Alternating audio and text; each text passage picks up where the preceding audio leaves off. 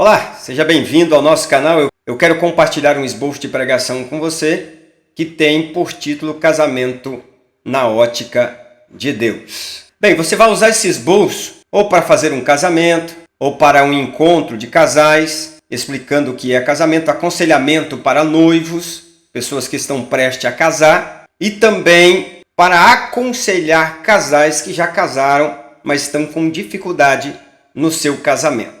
Fica comigo até o final desse vídeo que eu tenho certeza que você vai aprender algo novo de Deus sobre o casamento.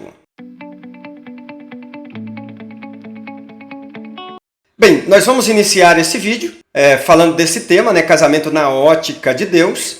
E o texto que nós vamos utilizar é Gênesis, capítulo de número 2, e o versículo de número 24. Gênesis, capítulo de número 2, e o versículo de número 24. Portanto, deixará o homem pai e mãe e unir-se à sua mulher, e ambos serão uma só carne. É o texto que nós vamos utilizar para ministrar esta palavra. Uma dica muito importante, na hora em que você for fazer a leitura do texto bíblico para pregar, procure sempre fazer a leitura do texto-chave. Se você ler todo o conteúdo que você vai utilizar diante da pregação, é um conteúdo extenso, principalmente a pregação expositiva, e às vezes você vai cansar o auditório ali lendo um conteúdo muito extenso, um conteúdo que na sua introdução, quando você fizer a introdução contextual, contextualizando aquele texto, você vai repetir contando essa história.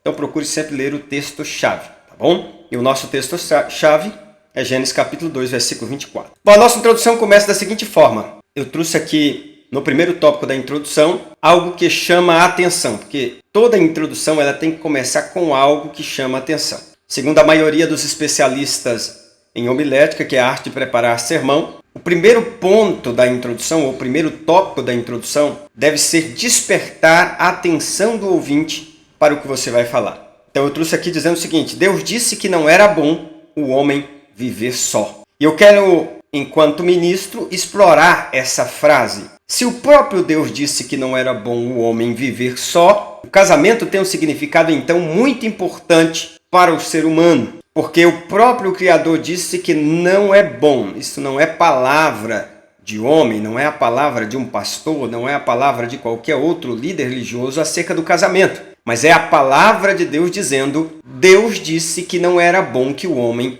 vivesse só. Quer dizer, quando eu exploro esse texto, eu chamo a atenção automaticamente. Por que Deus disse que não era bom que o homem vivesse só? E isso vai chamar a atenção, vai cativar a atenção do meu ouvinte para a mensagem que eu quero transmitir para ele. Então eu vou para o segundo tópico. Vou narrar então que Deus criou a mulher. Quando Deus disse, olha, não é bom que o homem viva só, Deus criou a mulher. E ele mesmo fez o primeiro casamento. Deus então criou a mulher, e aí eu vejo a importância de algo que a Bíblia fala: e trouxe esta mulher até Adão. Quando a companheira ou o companheiro é trazido por Deus, o casamento é diferente. Talvez você vai questionar: como eu posso saber se o meu companheiro ou a minha companheira é trazida por Deus? Isso é assunto para outro vídeo. Nesse vídeo nós não vamos conseguir responder isso, mas quem sabe uma outra hora.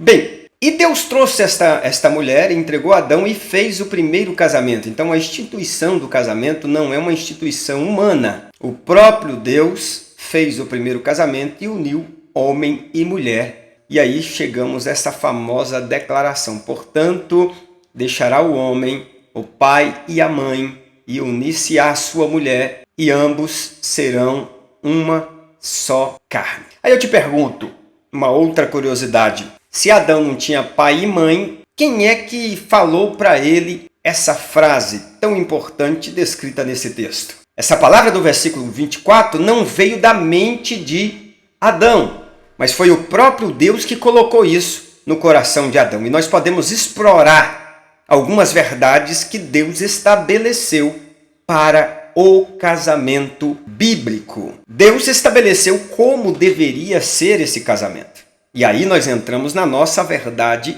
central. Você não precisa dizer verdade central, você apenas diz assim: nesse texto de Gênesis encontramos 5 verdades sobre o casamento na ótica de Deus. Na ótica que Deus estabeleceu. Nós vamos falar sobre essas 5 verdades acerca do casamento segundo a ótica de Deus, baseado no versículo de número 24 do capítulo 2. A nossa proposição. Quais são estas verdades? Essa pergunta você faz como se o ouvinte estivesse fazendo. Aí você pode me perguntar, meu querido irmão, quais são estas verdades? Em primeiro lugar, o casamento exige transição. A primeira verdade sobre o casamento na ótica de Deus é que o casamento exige da pessoa transição. E quando se fala de transição, ele fala de deixar pai e mãe.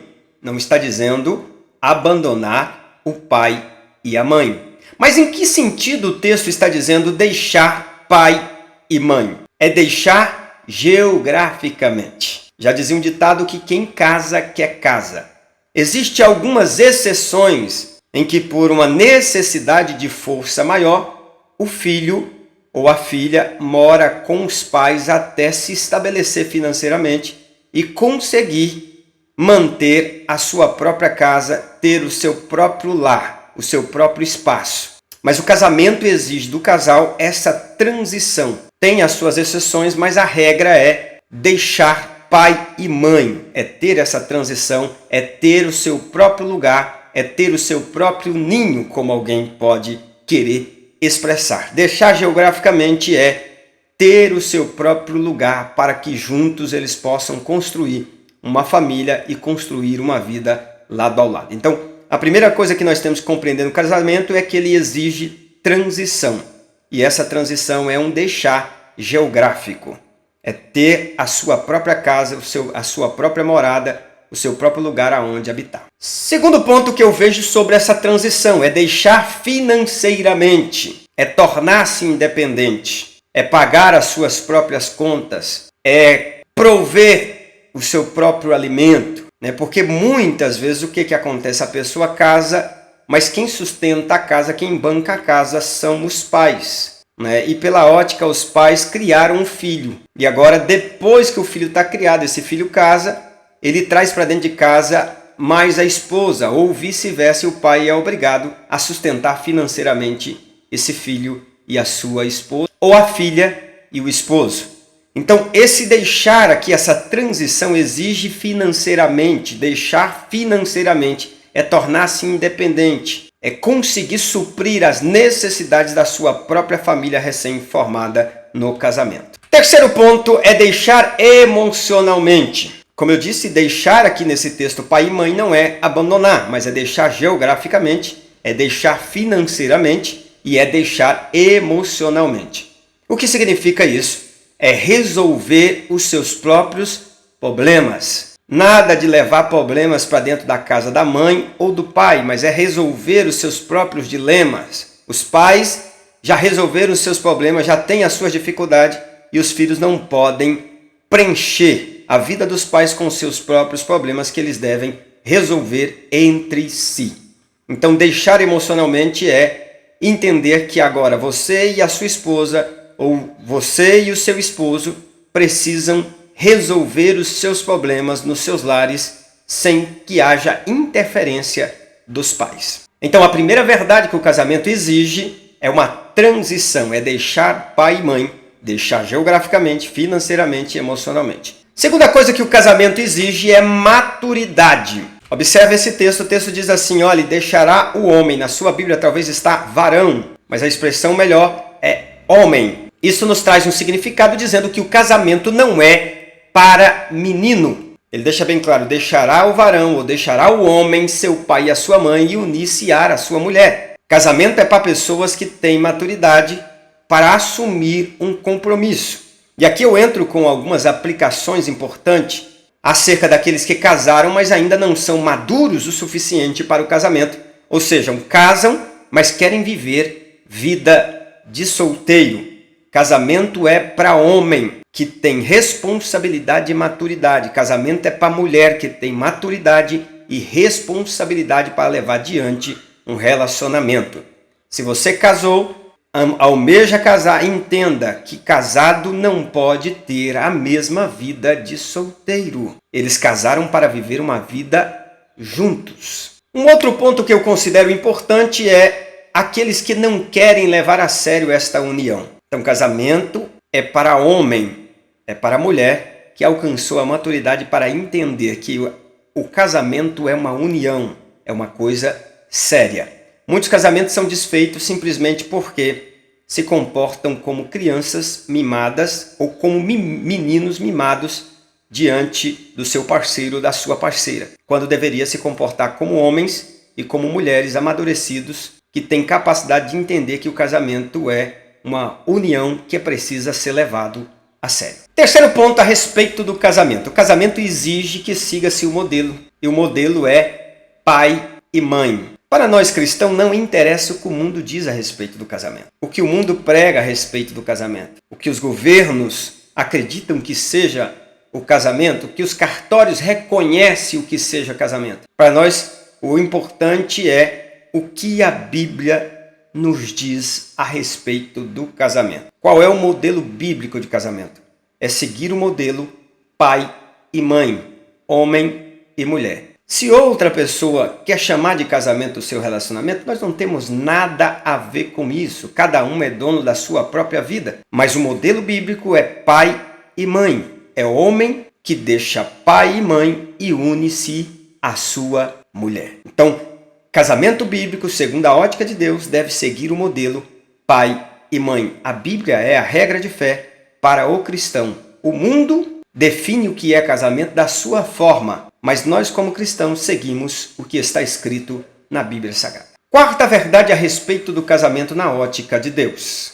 O casamento exige formar uma nova família, apegar-se à sua mulher, ou unir-se à sua mulher. Fala do casamento como uma união, fala do casamento com um só propósito. Nós temos que entender que casamento não é só uma união de pessoas, mas é uma união de propósito. É por isso que nós temos que estar cientes com quem vamos casar, para que possamos casar com pessoas que tenham o mesmo propósito de vida que você. Se a pessoa não tem o mesmo propósito de vida, você vai ter dificuldade e dores de cabeça. E pode ser que ela mude e pode ser que ela piore depois de casado. Então é muito importante você entender isso. O julgo desigual não acontece apenas entre casamento entre cristão e ímpio, mas acontece também quando você casa com alguém que não tem o mesmo propósito de vida. Vamos supor, se você tem uma chamada ministerial, uma chamada para fazer missões, a pessoa com quem você vai casar não tem essa mesma chamada, então particularmente alguém vai ter que abrir mão da sua vida para poder viver a vida do outro. Então casamento é uma união não apenas de pessoa, mas de propósito. É uma união de objetivo de vida. O casamento exige formar uma nova família com um novo objetivo, com um novo propósito, para a glória do nome do Senhor. Quinta verdade acerca do casamento. O casamento exige intimidade. O casamento ele exige intimidade por dois motivos. A Bíblia diz que serão uma só carne. Estão intimamente ligados um ao outro. Efésios capítulo 5, versículo 25, nos traz uma claridade a respeito desta união que não é só na área da sexualidade, se torna uma carne na intimidade. Mas a forma como estão ligados intimamente estão descritos em Efésios capítulo 5, 25, ou seja, ninguém faz mal à sua própria carne. É você entender que essa ligação íntima tornou o seu parceiro ou a sua parceira um com você. E você deve amá-la como você ama a si mesmo. A partir do casamento, tudo que você vai decidir, tudo que você vai fazer, você deve pensar também no seu companheiro e na sua companheira. Toda decisão, desde o gastar o dinheiro, desde do uso do cartão de crédito, desde lugares que você vai, você deve pensar no seu companheiro e na sua companheira. Isso é ligação íntima, não somente na questão da sexualidade, mas em todos os âmbitos do casamento. Não serão dois mais, agora é um apenas. O casamento será um aprendizado.